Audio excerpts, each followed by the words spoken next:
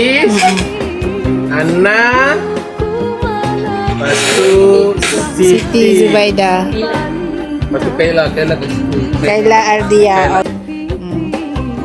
Bekal iman di hati, mengiring tibanya syawal bahagia.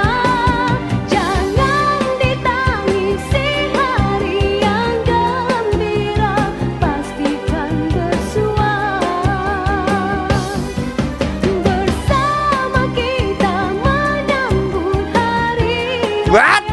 lupakan duka lama, bermaafan di syawal bahagia. Selamat hari raya, ku kirimkan doa pada yang tiada aman senantiasa.